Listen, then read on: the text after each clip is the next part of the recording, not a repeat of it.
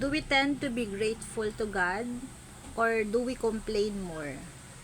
So, eto, sakto yung devotion for today sa Psalm 103 verse 2. So, sinasabi dito na lahat daw, all that we are, all that I am, praise the Lord, may we never forget the good things He has done for me. This is such a beautiful reminder, tong verse na to, kasi tayo mga tao, ang tendency natin talaga is to really complain. Nagreklamo tayo sa mga bagay na hindi maganda na nangyayari sa atin. Nagko-complain tayo whenever things go wrong, whenever we experience discomfort or trials, problems. Diba? Pero minsan, we tend to forget to be grateful or to thank God for all the blessings and answered prayers that He has done for us. This verse is written by David. So, he reminds his own soul. Sinasabi niya yun sa sarili niya to praise God intentionally. So, yung pasasalamat daw is a choice. And forgetting God's goodness can lead to discouragement. Nafo-focus tayo doon sa mga bagay na wala tayo o yung mga bagay na hindi nagawa ng Diyos for us, sa mga bagay na hindi binibigay sa atin na hinihingi natin, diba? So, nadi-discourage tayo. Tas nawawala na yung isip natin dun sa mga times na nagbigay si Lord ng mga bagay na hindi naman natin hinihingi, binibless tayo. Nakakalimutan natin mag-thank you sa mga times na nagbibigay siya ng solution sa mga problema natin.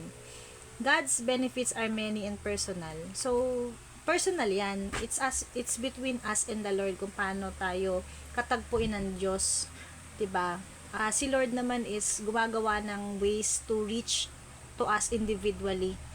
Iba-iba ang ating Jesus moment or iba-iba yung God and God moment natin sa buhay natin. Iba-iba yung ways paano natin na-encounter si Lord. Hindi iba-iba, hindi pareho yung mga circumstances natin. Minsan, He reveals Himself sa mga paraan na blessings, doon natin siya na-experience. Yung iba naman, mostly, katulad ko, I have experienced and encountered the Lord and I have really proven His faithfulness, His goodness, and unconditional love and grace to my life doon sa mga pinagdaanan kong trials. Sa pamamagitan nun, doon talaga rin ako nag-grow sa relationship ko sa Kanya. Kasi, doon masusubok when things go wrong sa mga pagsubok. Parang kay Job, di ba yung devotion ko last? Siya pa rin yung Bible journaling ko ngayon kay Job. So, mas maganda yung maranasan mo si Lord sa mga rock bottom moments. Hindi lang dahil sa mga moments na victorious ka o masaya ka or blessed ka. So, what does this apply to us? Itong verse po na to. Mahaba yan I suggest you read the book of Psalms. Itong 100th chapter na to. So, let's practice daily gratitude by remembering what God has done, His provisions, His forgiveness, protection, and faithfulness in our lives. Especially during difficult or trying times nga po. Sa mga araw na tayo ay busy o walang time. Alam nyo, karoon lang tayo ng heart of gratitude. Napakalaking bagay na yun to connect with the Lord. Kasi, way ng enemy yun to distract us Diba? Nakakalimutan natin kung gaano kabuti si Lord. Na ang tutuusin, try nyong isulat po lahat ng mga blessings na meron kayo, maliit man o malaki. Halimbawa mo, gumising ka ng araw na to, buhay ka pa, humihinga ka pa, minakain kayo sa lamesa nyo, nakatulog kayo, may bahay kayong tinitirahan, ganyan ba? Marirealize mo sa araw-araw, napakabuti ni Lord. Wala kang right para mag-complain. So, yun. So, our prayer is for God to help us to always remember His goodness, His faithfulness, His grace, His unconditional love sa atin. And protektahan natin, guardyahan natin yung ating mga puso na makalimutan yung mga bagay na ginagawa ng Diyos for us and teach us to praise Him in every ways. So, yun lang. Ito, share ko lang kasi kanina nagbiyahe kami ng asawa ko. Kumaga birthday gift niya sa akin, mag-travel kami sa Angat. So, gusto ko lang makakita ng nature. Actually, hindi pa nga malayong-malayo yun Hindi naman namin kayang motorin papunta ng, kunyari, pupunta kami ng mga Sambales, ganyan, Pampanga, or Subic. Masyadong malayo.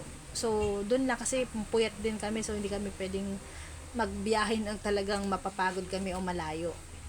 Pero, sulit na sulit kasi ang ganda ng view. Parang cafe siya. Parang Tagaytay vibes meron siyang cafeteria na may overviewing sa mountain, ganyan, and may river. So, therapy kasi and relaxation ko yung mga nature. Pareho kami. So, kaya nag-agree na rin siyang samahan ako doon. Ayun, nagpasalamat ako kay Lord sa safe travel, hindi kami, actually, pinrotektahan kami ni Lord kasi pauwi namin, dumaan kami sa Plaridel Bypass Road, bigla kaming naflatan ng motor, siguro dun sa mga dinaanan namin, di naman namin control, di ba? Naflatan kami, so parang something, nagbigay ng wisdom sa husband ko to parang i-park, parang gumilid muna kami and i-check nga, nakita nga niya flat, tapos parang tumagas yung sealant, nabutas yung gulong. Ayun, naghanap kami ng pag-vulcanize, pero highway yun paano kung talagang pumutok yung gulong namin, din aksidente kami. So protection ng Lord, nagpasalamat agad ako.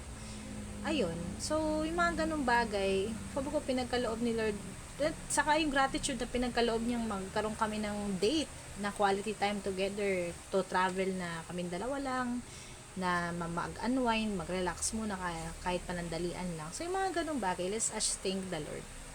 Yun lang. So, kayo, ano yung mag-contemplate kayo sa shinare ko ng devotion? Kayo, ano yung masashare nyo na God moments sa buhay nyo that you should be thankful for? So, yun lang. God bless. Bye-bye.